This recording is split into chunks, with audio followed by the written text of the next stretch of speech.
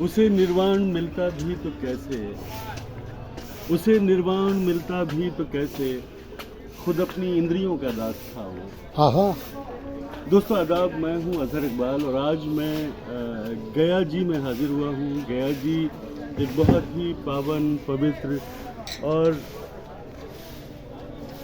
एक ऐसा धार्मिक स्थल है जिसके साथ बहुत सारी मान्यताएं जुड़ी हुई हैं। गया जी के बारे में कहा जाता है कि गयासुर के नाम से एक राक्षस यहाँ पर हुए थे जो विष्णु जी के भक्त थे और बहुत बरसों तक तपस्या करने के बाद विष्णु जी ने उन्हें एक वरदान दिया था कि जो व्यक्ति उनको देखेगा उसको मोक्ष की प्राप्ति हो जाएगी, निर्वाण प्राप्त हो जाएगा।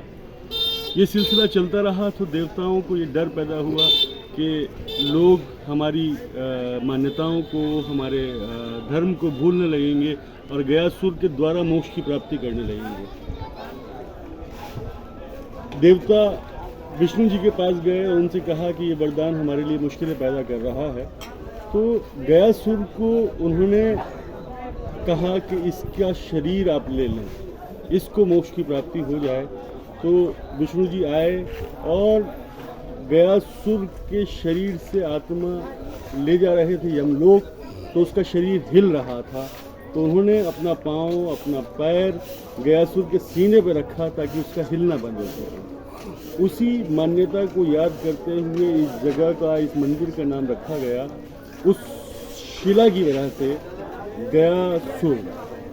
और वो शिला आज भी यहाँ मौजूद है। दूसरी मान्यता ये है कि महाराज दशरथ का जब देहावसान हुआ तो श्री राम और लक्ष्मण यहाँ उनका पिंड दान करने के लिए माता सीता के साथ आए थे। सुनने में आया है कि श्री राम और लक्ष्मण जो है वो कुछ देर के लिए दूर गए, तो इतने में महाराज दशरथ प्रकट हुए और सीता जी ने उनका पिंड दान किया।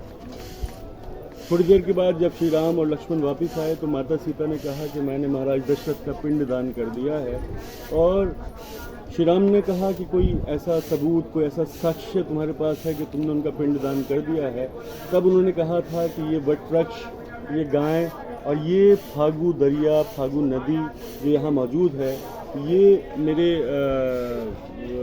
इस बात का सबूत है कि मैंने पिंड दान किया है।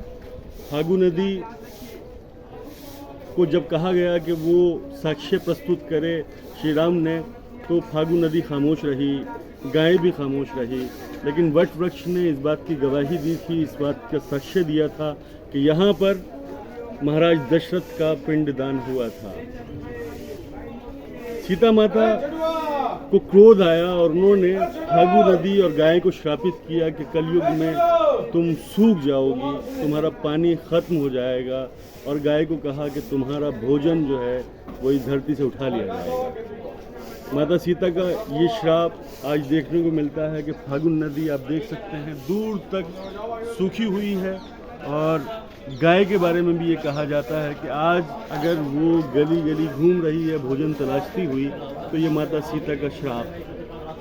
तो ये जानकारी मुझे यहाँ अभी अपने दोस्तों के द्वारा मिली, तो मैंने सोचा कि आपके साथ भी शेयर किया जाए। तो आप गया जी आएँ तो ये मंदिर जिसको विष्णुपाद कहा जाता है ज़रूर भ्रमण करें। धन्यवाद।